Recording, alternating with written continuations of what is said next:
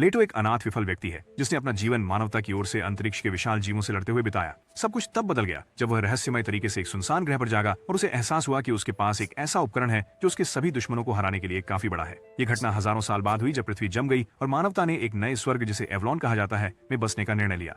उनका घर मानवता के गैलेक्टिक एलायंस द्वारा सुरक्षित था, जो EI ट्रांसफॉर्मर्स का उपयोग करके हडॉस नामक राक्षसों से लड़ता था। सुबह में लेटो का स्वागत उसके कर्नल कूगल द्वारा किया जाता है, जो उसे हदाउस के घोंसले पर हमला करने के उनके मिशन के बारे में जानकारी देते हैं। हालांकि मिशन बहुत बुरी तरह से गलत हो जाता है जब उन्हें कई हताहतों का सामना करना पड़ता है। कूगल लेटो को घर के बेस तक पीछे हटने का मौका देने के लिए अपना बलिदान देता है, लेकिन लेटो को एक हदाउस द्वारा हमला किया जाता है, जिससे वह एक वर्महोल में गिर जाता है। 6 महीने बाद पृथ्वी पर कुछ बचावकर्ता लेटो की मेका को पाते हैं और उसे खोलने की कोशिश करते हैं। एक डिलीवरी लड़की जिसका नाम एमी है समूह से पूछती है कि यह क्या है, लेकिन उनमें से किसी को भी कोई अंदाजा नहीं होता क्योंकि वे सूट पर लिखी भाषा नहीं पढ़ सकते।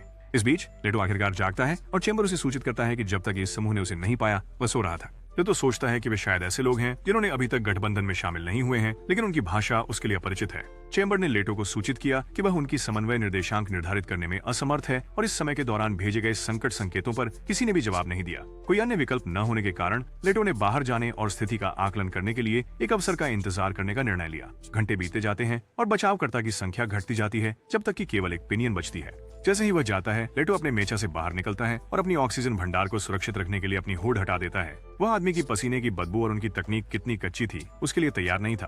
अचानक वह दौड़कर छिप गया जब पिनियन एमी के साथ कमरे में वापस आया। जैसे ही उसने सूट के चारों ओर देखा, पिनियन ने फर्श पर कदमों के निशान देखे और एमी को जल्दी से अपने पास आने की चेतावनी दी। हालांकि लेटो ने एमी को बंधक बना लिया और पिनियन को पास आने की चेतावनी दी। दोनों पक्ष एक दूसरे को समझ नहीं सके, इसीलिए पिनियन ने आगे बढ़कर हमला किया, जिससे लेटो एमी के साथ भाग गया। इस कारण एक अलार्म बजाया गया ताकि दूसरों को घुसपैठिए की चेतावनी दी जा सके। इस बीच लेटो चेंबर को जहाज का नक्शा बनाने और उनकी भाषा का विश्लेषण करने के लिए निर्देश देते हैं। बाकी चालक दल लेटो को रोकने के लिए दिखाई देता है, लेकिन वह उन्हें चकमा देता रहता है। कंटेनर का विश्लेषण करने के बाद चेंबर सुझाव देते हैं कि लोग यात्री नहीं हो सकते क्योंकि वे बिल्कुल भी अंतरिक्ष यान पर नहीं दिखाई देते। उसी समय लेटो आखिरकार बाहर पहुंच जाता है और यह देखकर चकित रह जाता है कि वह एक ऐसे ग्रह पर है जो पानी से भरा हुआ है। जब वह चारों ओर देखता है तो एमी का पालतू उस पर कूद जाता है, उसे एमी को छोड़ने के लिए मजबूर करते हुए, जबकि बाकी क्रू ने उसे घेर लिया है। लेटो तुरंत चेंबर को बुलाता है, जो हैंगर से बाहर निकलकर लेटो के पीछे उड़ता है। जब लेटो पूछता है कि वे कहाँ हैं, तो चेंबर समझाता है कि एकमात्र ग्रह जहां सांस लेने योग्य हवा हो सकती है वह पृथ्वी था, वह ग्रह जहां मानवता की उत्पत्ति हुई थी। बाकी जहाज के लोग चेंबर को उड़ते देख हैरान रह गए, इसलिए उन्होंने अपने मेकास को सहारे के लिए बुलाया। जब चेंबर ने लेलो की रक्षा के लिए आगे उड़ान भरी, तो लेलो ने उसे लोगों से कहने के लिए कहा कि उनका कोई नुकसान पहुंचाने का इरादा नहीं था। इस पर रिगिड नाम की एक महिला आगे आई और खुद को गार्गेंटिया बेड़े की सहायक के रूप में पेश किया। चैम्बर ने लेटो के लिए लॉजिस्टिक डिवाइस के रूप में कार्य करना जारी रखा, क्योंकि उसने उन्हें बताया कि वह हीडो के सफाया दल का हिस्सा था। मनुष्यों ने हीडो के बारे में कभी नहीं सुना था, लेकिन चैम्बर ने जोर दिया कि वे गठबंधन में शामिल हों। रिडिड ने उनके हथियार डालने और सूट में मौजूद व्यक्ति को बाहर आने के लिए कहने पर जोर दिया। हालांकि रिडिड ये जानकर हैरान रह गई कि इसमें कोई नहीं था। बाद में इमी रिजिड से मिलने गई, जिसने पूछा कि वह लिडो के बारे में क्या सोचती है, क्योंकि वह उससे सबसे करीब रही है। इमी कहती है कि लिडो उलझा हुआ लग रहा था और ऐसा नहीं लगा कि वह उसे नुकसान पहुंचाना चाहता है। रिजिड पिनियन से पूछता है कि क्या उसे मुकाबले के बारे में कुछ पता है, लेकिन पिनियन इस बात पर अफसोस करता है कि वह उसमें चाकू नहीं घुसेड़ पाया। रिजिड बेलॉज की ओर मुड़ता है क्योंकि वही है जिसने मुकाबला ढूंढा था, लेकिन बेलॉज कहती है कि उसे भी कुछ खास पता नहीं है। फिर रिजिड कमांडर को रिपोर्ट करता है कि सूट उन्नत तकनीक से बना है और सुझाव देता है कि इसे तोड़कर देखा जाए, लेकिन कमांडर उन्हें कुछ भी न करने के लिए कहता है, यह सोचते हुए कि लिडो अकेला न हो। इस बीच चैम्बर लिडो से पूछता है कि वे उनके नेता को क्यों नहीं हटा देते और सहयोग को मजबूर कर देते, लेकिन लिडो कहता है कि अगर वे अपने सहयोगियों से फिर से जुड़ने की उम्मीद रखते हैं तो उन्हें लोगों के ऐतिहासिक रिकॉर्ड की जरूरत होगी। और क्या है, क्योंकि पृथ्वी वास्तव में अभी भी रहने योग्य है, ये उनके गृह विश्व के रूप में एवलॉन की जगह ले सकती है। इस बीच एमी अपनी डिलीवरी शुरू करने की तैयारी कर रही है, जब उसकी सहेलियां उसके पास दौड़ती हुई आती हैं और पूछती हैं उस प्यारे लड़के के बारे में जिसने पहले उसके राइस केक का स्वाद लिया था। हालांकि एमी उन्हें बताती है कि वह व्यस्त है और जहाज के दूसरे हिस्से में उड़ने के लिए डेक से कूद जाती है। बाद में वह अपने छोटे भाई बेवेल से मिलने जाती है, जो भी उस अजीब लड़के के बारे में पूछता है जिससे वह पहले मिली थी। एमी उसे कुछ खास नहीं बताती और कहती है कि उसके रोबोट के अंदर एक और लड़का है जो उनकी भाषा बोल सकता है। फिर वह बेवल को एक उपहार देती है, जिसे वह अपने खिलौना जहाज में जोड़ता है। जब वह जहाज को ऊपर उठाता है तो वह सुझाव देता है कि लेटो शायद सितारों से आया हो, कि वह एमी को उन दंत कथाओं की याद दिलाता है जब लोग पृथ्वी के जमने पर सितारों की ओर भाग गए थे। बाद में एमी लेटो के पास जाती है और जब चेंबर यह निर्धारण करता है कि वह कोई खतरा नहीं है, लेटो भी उसकी ओर बढ़ता है। फिर एमी मछली का एक टुकड़ा निकालती है और लेटो को खाने के लिए कुछ देती है। लेटो इस बात से हैरान होता है कि वह एक शव खा रही है, लेकिन जब चेंबर सुझाव देता है कि यह दोस्ती की एक रस्म है, तो लेटो भी इसे स्वीकार करके खा लेता है, जिससे हर कोई चौंक जाता है। एमी अपना परिचय देती है और पूछती है कि वह कहाँ से आया है, इसलिए लेटो बस इशारा कर देता है। कुछ घंटों बाद बेड़ा आगे बढ़ता है। बेड़ा सुनता रहता है क्योंकि लेटो एमी के अंतरिक्ष में लेटोस के बारे में सवालों का जवाब देता है। एमी देखती है कि चेम्बर्स की बोलचाल और भी बेहतर हो गई है, इसलिए वह सुझाव देती है कि अंदर का व्यक्ति बाहर आना चाहिए। इसके साथ लेटो एमी को मेचा के अंदर दिखाता है और समझाता है कि चैम्बर केवल एक आंख है जो उसकी मदद करती है। अमी इस रहस्योद्घाटन पर बहुत उत्साहित हो जाती है, जबकि लेटो लड़कियों से उतना ही भ्रमित दिखता है जितना तुम अभी भी हो। फिर अमी समझाती है कि जब पृथ्वी जम गई और फिर पिघली तो वह पानी का ग्रह बन गई, इसलिए वे अब अपने जहाजों को बेड़ों में जोड़कर रहते हैं। उनके बेड़े का नाम गरगांतिया है, लेकिन वहां अन्य भी हैं, जिनमें समुद्री डाकू शामिल हैं। अचानक वे एक चमकदार समुद्री पट्टी को अपनी ओर बढ़ते हुए देखते हैं, जिसे एमी गैलेक्सी करंट कहती है। जहाज करंट से अपनी बिजली प्राप्त करते हैं और इसके साथ चलते हैं जब तक यह समाप्त नहीं हो जाता। अचानक लेटो एक टूटते हुए तारे को देखता है और चैम्बर को इसे देखकर अपने निर्देशांक फिर से गणना करने के लिए कहता है, लेकिन यह फिर भी एक बंद गली बन जाती है। एमी अपने वरिष्ठों को खबर देती है, जो लेटो की बातों पर यकीन नहीं करते, लेकिन एमी जोर देती है कि वे जरूरतमंद व्यक्ति को नहीं छोड़ सकते। इसके बाद बेलोज एक टीम का नेतृत्व करता है उस स्थान की जांच के लिए जहां उन्होंने लेटो का मेचा पाया था, जबकि लेटो बेड़े के साथ सहयोग करने का मन बनाता है ताकि वह अपने साथी से संपर्क कर सके। अचानक एक अलार्म बज उठता है और कुछ लोग रिपोर्ट करते हैं कि समुद्री डाकू बेलोज के जहाज पर हमला कर रहे हैं। बेलोज अपने आदमियों से कहती हैं कि समुद्र के नीचे ही रहें जब तक कि समुद्री डाकू करीब आते हैं और हमला करने की तैयारी करते हैं। उनके आदमी समुद्री डाकुओं पर गोली चलाने की पूरी कोशिश करते हैं, लेकिन समुद्री डाकू अपने पतंगों को तैनात करते हैं, जिससे उन्हें हवाई बढ़त मिल जाती है। ब्रिजेट दूर से इस अफरा तफरी को देखती है, लेकिन जब वह समर्थन के लिए अनुरोध करती है तो उन्हें बताया जाता है कि वे समय पर नहीं पहुंच सकते। जहाज के डेक पर एमी लेटो के पास मदद के लिए दौड़ती है, इसलिए लेटो मदद करने के लिए राजी हो जाता है, उम्मीद करते हुए कि वह इसे बाद में एक सौदे की तरह इस्तेमाल कर सके। लेटो मेचा को पावर अप करता है और उड़ान के लिए तैयार होता है, जिससे ब्रिजेट ये सोचती है कि वह क्या करने का इरादा रखता है। इस बीच समुद्री डाकू पहले ही बेलोज के जहाज में घुस चुके हैं और उन्हें बंधक बना लिया है, लेकिन बेलोज सहयोग करने से इनकार कर देती है। उसी समय चैम्बर सभी दुश्मन जहाजों और बेलोज के जहाज पर मौजूद लोगों की पहचान कर लेता है। लेटो उसे सभी को खत्म करने का आदेश देता है, इसलिए चैम्बर अपने लेजर बीम का उपयोग करके जहाजों को उड़ाता है और लोगों को तुरंत नष्ट कर देता है। हालांकि जैसे ही लोग इसे देखते हैं उन्हें बहुत बुरा एहसास होता है। जब चैम्बर डेक पर लौटता है, एमी दौड़कर पूछती है कि वहां क्या हुआ और लेटो उसे आश्वस्त करता है कि दुश्मनों का सफाया कर दिया गया है। जब एमी को पता चलता है कि उसने क्या किया है तो वे उसे बेवकूफ कहकर वहां से चली जाती है, जिससे लेटो सोचने लगा कि क्या महिलाओं के कारण ही पृथ्वी का नाश हुआ था। बाद में बेलोस समुद्री डाकुओं के बारे में रिपोर्ट करता है। ब्रिगेड कमांडर से कहता है कि वे लेटो को अपने साथ रहने नहीं दे सकते। एक आदमी सुझाव देता है कि उसे समुद्री डाकुओं के हवाले कर दिया जाए, लेकिन पिनियन उन्हें चेतावनी देता है कि वह उनके साथ मिल सकता है। इसके बजाय कमांडर सुझाव देता है कि वे समुद्री डाकुओं की प्रतिक्रिया का इंतजार करें और यदि वे कुछ करें तो उसके लिए उपाय करें। इस बीच एमी अकेली बैठी ये पछता रही है कि उसने लेटो से मदद क्यों मांगी। तभी बेलोस उसके पास आता है और किसी चीज में मदद की मांग करता है। कुछ पलों बाद एमी बेलोस को लेटो से मिलाने ले जाती है। जब एमी उतरती है वह पहले चिल्लाने के लिए माफी मांगती है, लेकिन वह कहता है माफी मांगने की कोई जरूरत नहीं है। बेलोस फिर एक टुकड़ा मांस शांति प्रस्ताव के रूप में पेश करता है, लेकिन लेटो इससे ज्यादा खुश नहीं है। जब वे बात करने के लिए बैठते हैं, बेलोस लेटो से कहता है कि हत्या उनके लिए सबसे बड़ा निषेध है। लेटो उनकी सोच को नहीं समझता क्योंकि वे भोजन के लिए जानवरों की हत्या करने के लिए तैयार हैं, तो बेलोस समझाता है कि वे केवल जीवित रहने के लिए पर्याप्त खाएंगे। फिर वह इंगित करती है कि समुद्री लुटेरे भी इंसान हैं और बेसबब जीवन लेना गलत है। लेटो पूछता है कि अगर ऐसा है तो वे खुद को हथियारों से लैस क्यों करते हैं। तब बेलोस समझाता है कि चूंकि समुद्री डाकू अन्य बेड़ों को धमकाने के लिए हथियारों का उपयोग करते हैं, उन्हें दिखाना होता है कि वे बिना लड़े हार नहीं मानेंगे। मूल रूप से ये बातचीत का एक तरीका है।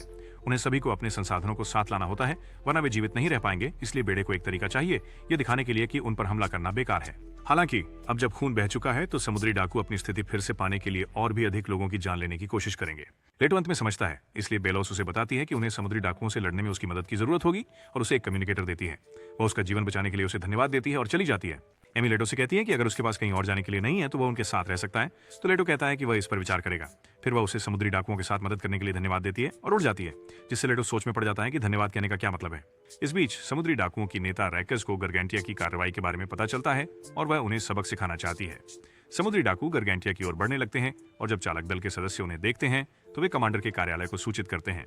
वहां जहाज के नेता महसूस करते हैं कि क्षेत्र के सभी समुद्री डाकू जहाज उनकी ओर आ रहे हैं, जिसमें सबसे खतरनाक रैकस भी शामिल है। एक कप्तान रास्ता बदलने का सुझाव देता है, लेकिन कमांडर उसे बताता है कि इसका कोई फायदा नहीं है क्योंकि वे उन्हें पीछे नहीं छोड़ सकते, क्योंकि वे काफी कमजोर पड़ जाएंगे। रिगेट बातचीत की सलाह देती है, लेकिन कमांडर उसे याद दिलाते हैं कि वे बदला लेने आ रहे हैं। इस पर बेलोस लेटो से मदद मांगने का सुझाव देते हैं और उसे संचारक पर संपर्क करते हैं। जब लेटो कहता है कि वह मदद करने को तैयार है तो बेलोस संचारक कमांडर को सौंप देता है, लेकिन अन्य कप्तान चिंतित होते हैं कि क्या यह सबसे अच्छा निर्णय है। रिगिड लेटो से बात करता है।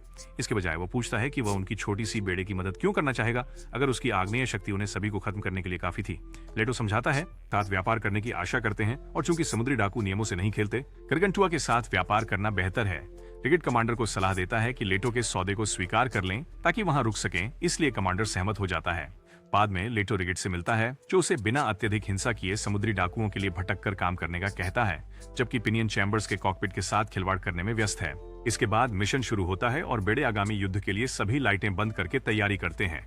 इस बीच रैग्स ने गारगेंटुआ बेड़े पर कोई अपडेट मांगा, लेकिन ऐसा लगता है कि उन्होंने अभी तक कोई कदम नहीं उठाया है। समुद्री डाकू महसूस करते हैं कि वे अंधेरे के मालिक हैं, जब तक कि चेंबर से एक उज्जवल प्रकाश उनकी स्थिति को प्रकट नहीं कर देता।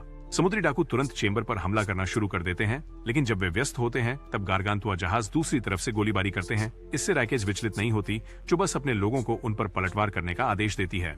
दोनों पक्षों के बीच गोलाबारी के बाद गारगेंचुआ जहाजों को भारी नुकसान होता है।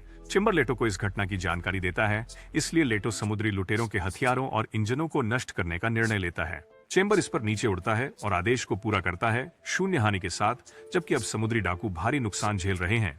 रैकज अंततः कार्रवाई करने का निर्णय लेती है। गारगेंचुआ बेड़े में, चालक दल पानी के नीचे कुछ मूविंग देखता है। अचानक छोटे समुद्री डाकू मीकास जहाज के किनारे चढ़ने लगते हैं हमला करने के लिए।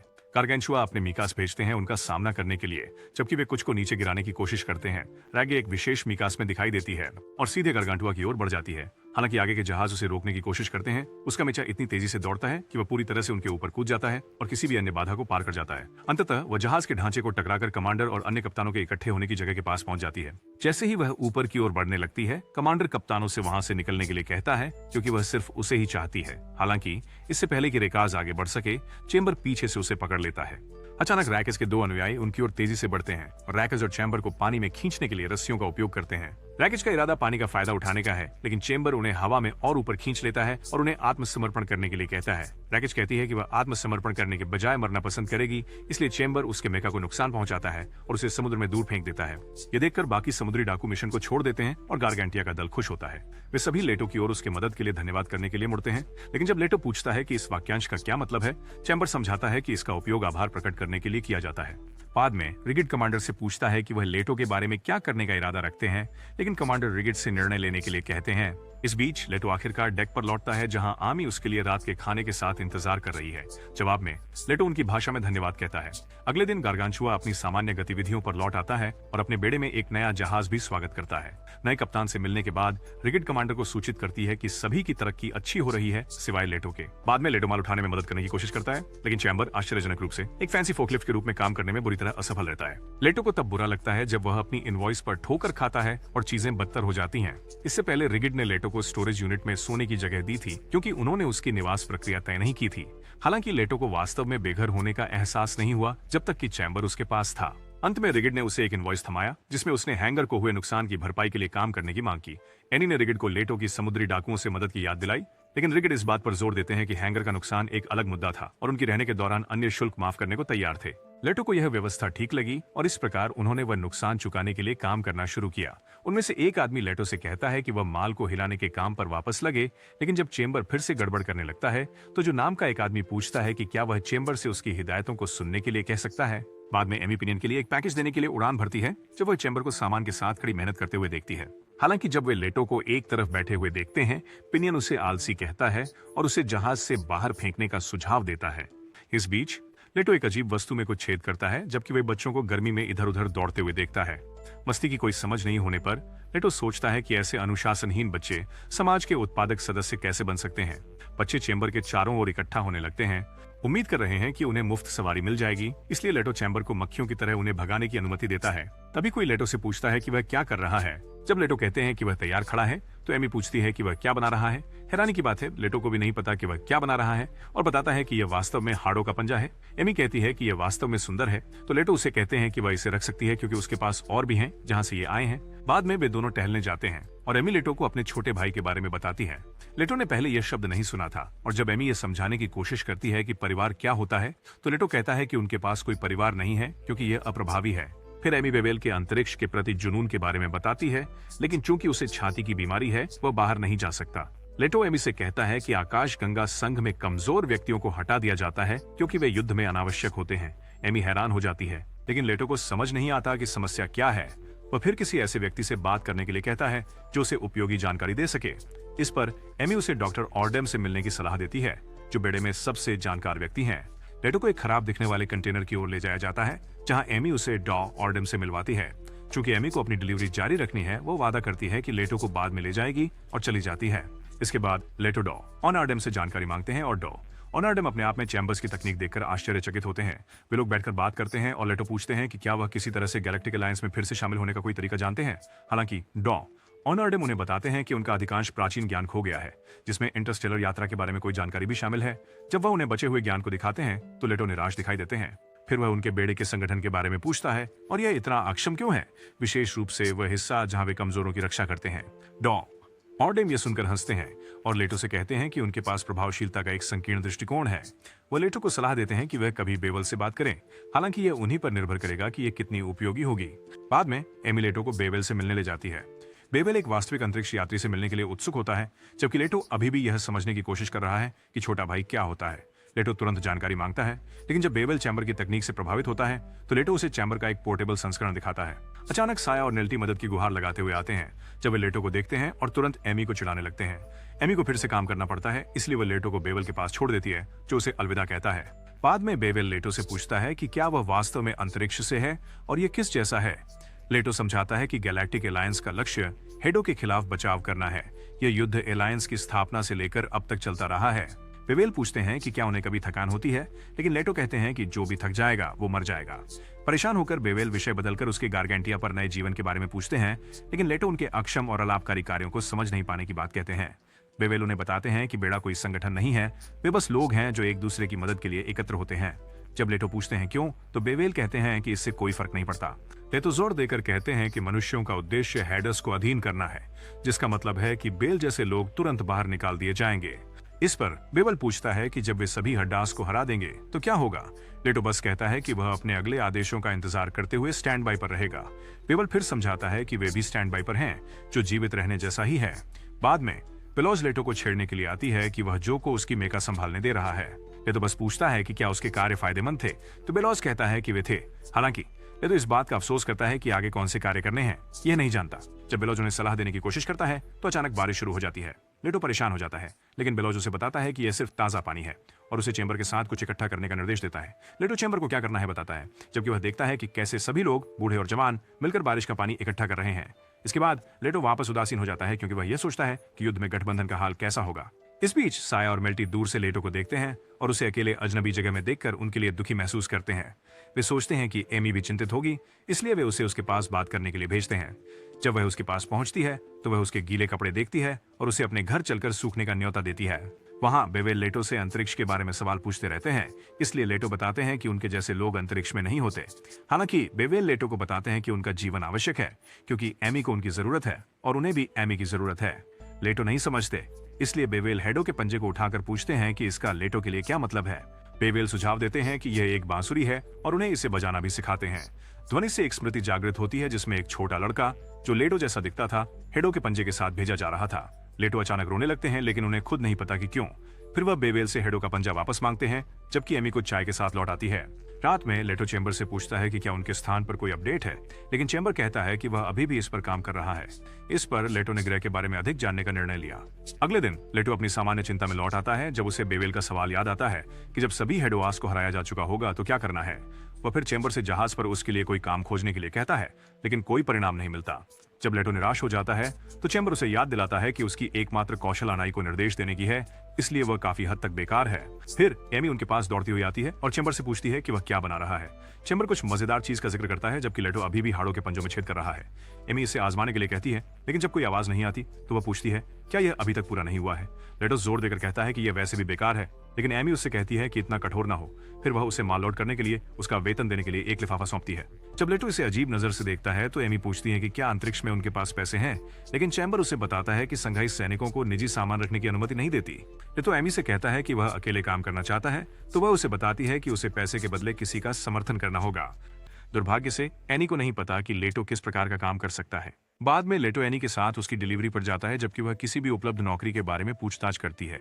दुख की बात है कि आखिरी उपलब्ध नौकरी अभी अभी ले ली गई। वे मछुआरों के पास जाते हैं, लेकिन वहां मछलियों की अपेक्षा अधिक पुरुष थे। इसके बाद वे बेलॉज गए, लेकिन उसने बताया कि वे किसी नए व्यक्ति को लेने के लिए बहुत व्यस्त थे, इसलिए यह भी एक और बंद रास्ता था। एनी ने कहा कि उसे अपनी डिलीवरी जारी रखनी है, इसलिए लेटो ने सुझाव दिया कि वह खुद नौकरी खोजने की कोशिश करे।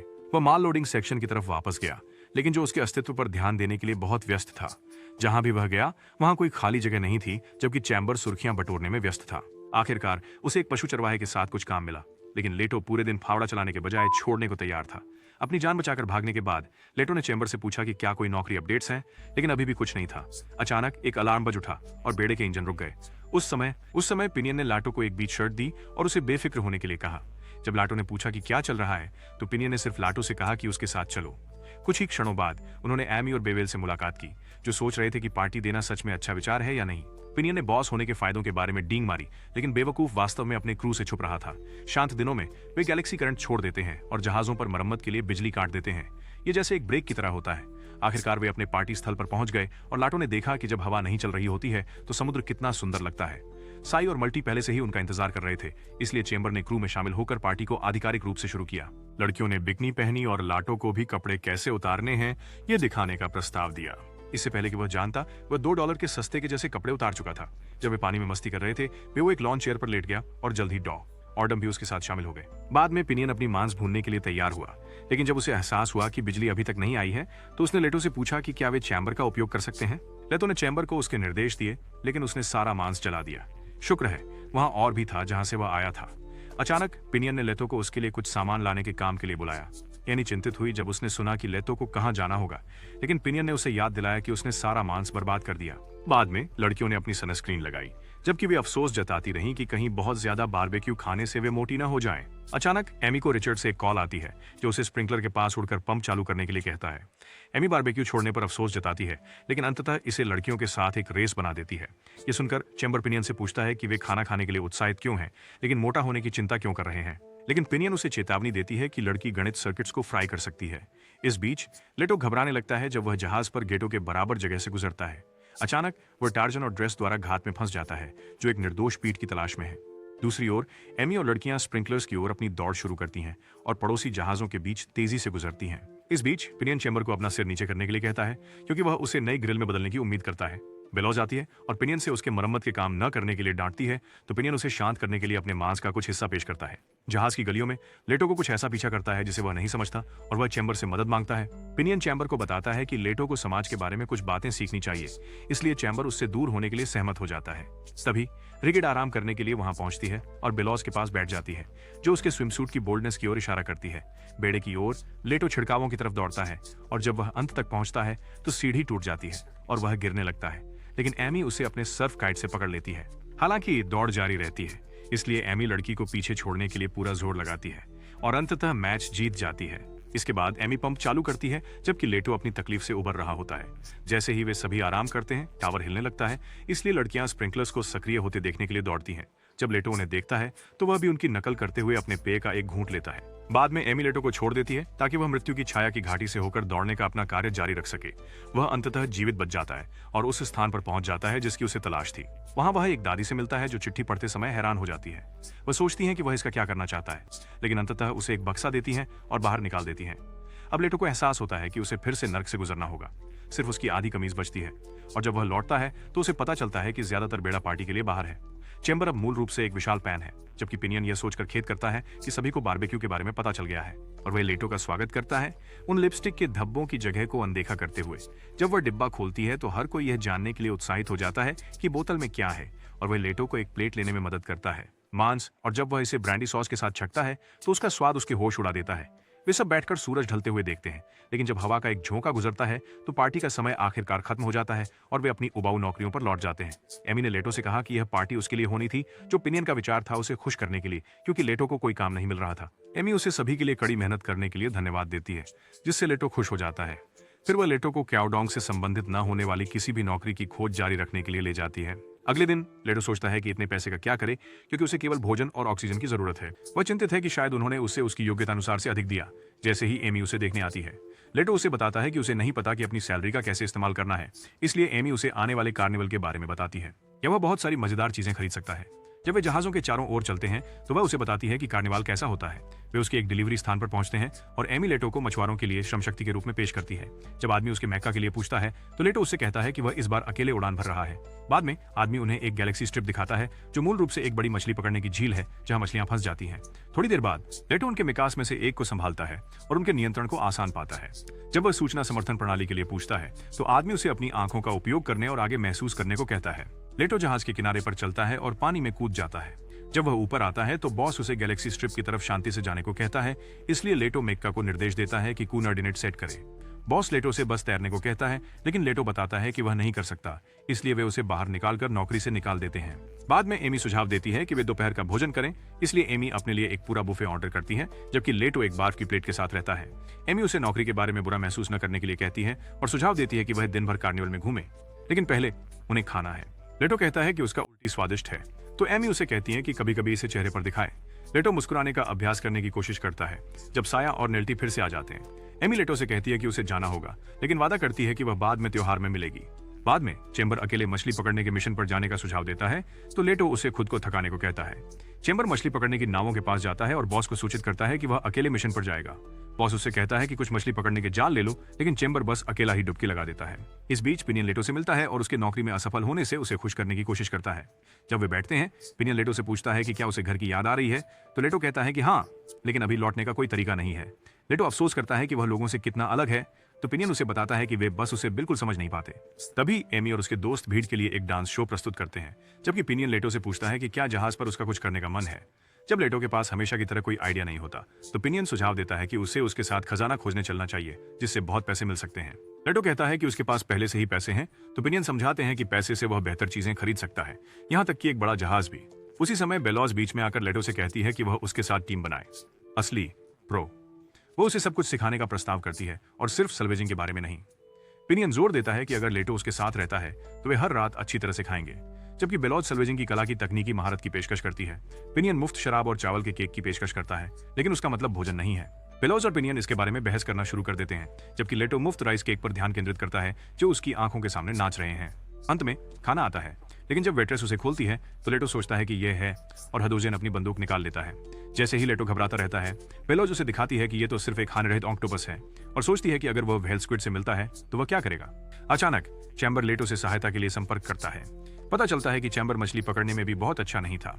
धातु की आवाज ने अपने ग्रेविटी वेवर का उपयोग करके मछलियों को खींचा और सतह के ऊपर एक पूरा पानी का मशरूम बना दिया। परिणाम कटा हुआ मछली था, जिससे बॉस ज्यादा खुश नहीं था। जब लेटो आया तो चैम्बर ने उसकी मदद मांगी, इसलिए लेटो खुशी से परिस्थिति को संभालने के लिए कूद पड़ा।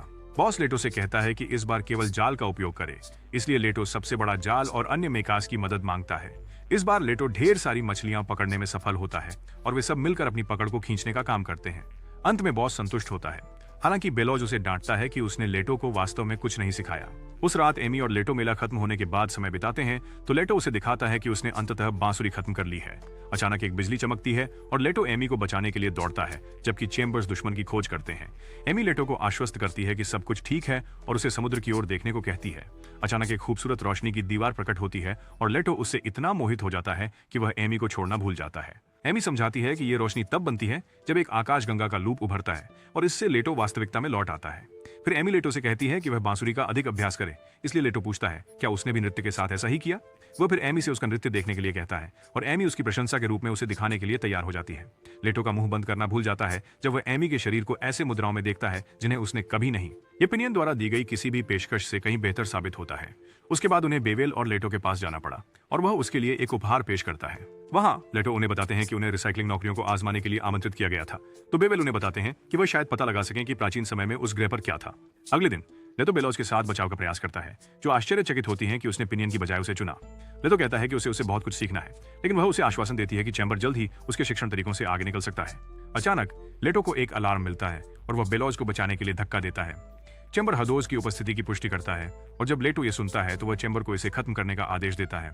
जब चैम्बर इससे निपटने के लिए ऊपर उड़ता है, बेलॉज चिल्लाकर उसे रोकने को कहती है। उसे बताती है कि यह सिर्फ एक व्हेल स्क्विड है। चैम्बर नहीं सुनता और एक गोली चलाता है, लेकिन यह व्हेल स्क्विड को चूक जाती है, जबकि झटके से बेलॉज गिर जाता है। बेलॉज लेटो को चेतावनी देती है कि इसे उकसाना इसे और अधिक हिंसक बना देगा, लेकिन जब वो हमला करती है तो उसे अपने हिस्से अलग करने पड़ते हैं। लेटो स्क्विड पर गोली चलाने की कोशिश करता है, लेकिन चेम्बर उसे चेतावनी देता है कि वह गलती से बेलॉज को भी मार सकता है। इस पर लेटो अपनी रणनीति बदलकर व्हेल स्क्विड को बस दबाकर समाप्त कर देता है। बाद में बेलॉज अपने क्षतिग्रस्त मेचा को गुस्से में देखती है, जबकि जो उनसे पूछता है कि क्या लेटो ने वास्तव में एक व्हेल स्क्विड को नष्ट कर दिया। इस बीच कप्तान एक बैठक करते हैं जब वे इस बारे में सुनते हैं और ब्रिजेट का लेटो से संबंधित सिरदर्द फिर से उभर आता है। कप्तान इस अफवाह पर अफसोस जाहिर करते हैं कि यह एक श्राप लेकर आएगी, पर ब्रिजेट इसे केवल अंधविश्वास मानती है। उसी समय एक बड़ी भीड़ चैम्बर को देखने के लिए इकट्ठा होती है और जब पिनियन व्हेल स्क्विड की अंतड़ियों को चारों ओर देखता है तो उसे एक आइडिया आता है। इस बीच लेटो व्हेल स्क्विड का एक नमूना चुनता है और चेम्बर को विश्लेषण के लिए देता है। लेटो एक हाड़ों के पंजे को देखता है और उसे निकालता है। फिर वह चेम्बर से पूछता है कि क्या वहां के हाड़ों में कोई विशिष्ट गुण है। अचानक लेटो को याद आता है कि हाड़ों उसने अंतरिक्ष में लड़ा था और सोचता है कि क्या वह उसे अपने साथ वापस ला सकता था। लेटो वादा करता है कि वह बेड़े से जानकारी इकट्ठा करेगा जब वह देखता है कि एमी उसकी ओर आ रही है। इस बीच कमांडर की जांच डॉक्टर ओडम द्वारा की जाती है, जो उसे कभी कभी कुछ दिन छुट्टी लेने के लिए कहते हैं। वह उन्हें एक ग्रामीण जहाज पर जाने का सुझाव देते हैं, लेकिन कमांडर कहते हैं कि वह वहां रहने वाले लोगों की मुस्कान और हंसी की रक्षा करना चाहते हैं। डॉ ऑनरडम व्हेल स्क्विड के मुद्दे को उठाते हैं, लेकिन कमांडर कहते हैं कि वह इसे एक विशेष अधिकार मानते हैं कि जीवन जो कुछ भी उनके सामने लेकर आता है उसका सामना करें, क्योंकि वह जल्द ही अपनी जगह अपने उत्तराधिकारी को सौंपने की योजना बना रहा है। इस बीच पिनियन कई मैकेनिक्स को समझाने की कोशिश करता है कि व्हेल स्क्विड का इलाका खजानों से भरा है। पुरुष उसके दावों पर शक करते हैं क्योंकि वहां कभी कोई नहीं गया है, लेकिन पिनियन उन्हें यकीन दिलाता है कि मरने से पहले किसी ने उसे इसके बारे में बताया था। जब पुरुष पूछते हैं कि क्या उसने पहले ही लेटो को अपनी योजना में शामिल कर लिया है, पिनियन कहता है कि वह इस पर काम कर रहा है, तो आदमी उसे कहते हैं कि जब वह सपने नहीं देख रहा हो तब वापस आए। दूसरी जगह रिगेट बेलॉज को डांटती है कि उसने लेटो को व्हेल स्क्विड पर हमला करने दिया और अब सभी जहाजों के कप्तान असहज हो गए हैं। बेलॉज ये जिम्मेदारी लेता है कि उसने पहले से नहीं बताया, लेकिन लेटो जोर देकर कहता है कि अगर उसे और दिखते हैं तो वह फिर से वही करेगा। जब रिचर्ड आपत्ति करने की कोशिश करता है, लेटो कहता है कि हाइडोस का विनाश करना ही मानवता के लिए एकमात्र विकल्प है। जब लेटो जोर देता रहता है, रिजिड उसे याद दिलाता है कि वह अब गरगैंटिया बेड़े में है। बस फिर अन्य कप्तान अंदर आते हैं और रिगिड को बताते हैं कि कमांडर अपडेट चाहते हैं। लेटो और बेलॉज को जाने की अनुमति दी जाती है, लेकिन बेलॉज जाने से पहले वो पिनियन को फ्रांस से मिलने की कोशिश करते हुए देखती है। बाद में लेटो बेओल से व्हेल स्क्विड के बारे में जानकारी मांगता है, लेकिन बेओल और एमी उसे सावधान करते हैं कि उन्हें अकेला छोड़ दें, क्योंकि वे हमला नहीं करते और उकसाना पड़ेगा। नाव पर लेटो इसे मानने से इनकार कर देता है और उन्हें समाप्त करने पर जोर देता है, तो एमी उससे कहती है कि उन्हें उनकी बेवकूफी भरी जंग में धकेलने की कोशिश न करे। लेटो उन्हें बताता है कि हिडवास उनकी उपेक्षा इसलिए करते हैं क्योंकि उनकी सभ्यता आदिम है, लेकिन टकराव केवल समय की बात है। वह उन्हें चेतावनी देता है कि अगर वे पहले से योजना नहीं बनाते हैं तो जब हिडवास हमला करेंगे तब तक बहुत देर हो जाएगी, और इस बार एमी और बेवेल के पास कहने के लिए कुछ भी नहीं है। लेटो उन्हें इसे होने से पहले समाप्त करने की योजना बनाता है, जिससे एमी और बेवेल दुखी हो जाते हैं। वे उसे समझाने की कोशिश करते हैं, लेकिन वह बाहर चला जाता है। बाद में बेलोस पिनियन से कहता है कि वह व्हेल स्क्विड के क्षेत्र को लूटने की अपनी योजना छोड़ दे। पिनियन पूछता है इसमें गलत क्या है, लेकिन बेलोस जोर देता है कि वह बेड़े को जोखिम में डाल सकता है। पिनियन उसे शामिल होने के लिए कहता है, लेकिन बेलोस उसके बचकाने अभियान में शामिल होने से मना कर देता है। पिनियन गुस्सा हो जाता है जब बेलोस उसके अहंकार की समस्याओं को सामने लाती है, इसलिए वह उसे जोर से पकड़ लेता है, जो उसकी बात को सिद्ध करता है। जब वह उसे छोड़ता है तो कहता है कि वह केवल अपने भाई का बदला लेना चाहता है, लेकिन बेलोस कहती है कि यह मात्र एक सपना है। हैंगर में वापस लेटो चेम्बर से पूछता है कि क्या वह गठबंधन से संपर्क कर पाया है, लेकिन अब तक कोई प्रगति नहीं है। हालांकि व्हेल स्क्विड विश्लेषण पूरा हो चुका है और चेम्बर लेटो को आश्वस्त करता है कि वे एक ही प्रजाति हैं। लेटो अपने निर्णय को लेकर आत्मविश्वास महसूस करता है उन्हें समाप्त करने के लिए, और सोचता है कि बाकी लोग क्यों नहीं समझते। इस पर चेम्बर खुलासा करता है कि गठबंधन के विपरीत पृथ्वीवासी सहअस्तित्व और परस्पर समृद्धि में विश्वास करते हैं। बाद में एक चौकीदार आकाशगंगा की धारा में कुछ देखता है। जब कोई शंका करता है कि यह व्हेल स्क्विड्स हैं, एंडी जल्दी से लेटो से मिलने के लिए उड़ जाता है। उसी समय लेटो को कई हेडों के पास आने की सूचना मिलती है। इस पर लेटो ने चेम्बर को बुलाया और बाहर निकलने की तैयारी करने लगा, लेकिन इससे पहले कि वह ऐसा कर सके, एमी उसके सामने आकर उससे रुकने की विनती करती है। समय के साथ रिचर्ड को खबर मिलती है कि एक टन व्हेल स्क्विड उनकी ओर आ रही थी, जो कि काफी हद तक अनसुना था। स्क्विड की खबर तेजी से फैलती है, इसलिए लोग सड़कों से भाग जाते हैं और तुरंत अपने मेकास को पानी से निकाल लेते हैं। कुछ तो यहाँ तक कि देवताओं से उन्हें माफ करने के लिए प्रार्थना करने लगते हैं, क्योंकि व्हेल स्क्विड तेजी से करीब आते हैं। कमांडर बाकी रक्षा दल से मिलते हैं और उन्हें सायरन बंद करने के लिए कहते हैं। फिर वह सीधे लोगों से बात करते हैं और उन्हें आश्वासन देते हैं कि अगर वे उनकी सलाह मानते हैं तो उन्हें कोई नुकसान नहीं होगा। वह उन्हें इंजन की बिजली काटने और हर प्रकाश या ध्वनि को बंद करने के लिए कहते हैं। सभी जहाज तुरंत आदेश मानते हैं और कमांडर हर किसी को वहीं रहने के लिए कहते हैं। इंजन चलना बंद कर देते हैं और शोर मचाती दादियों को चुप रहने को कहा जाता है।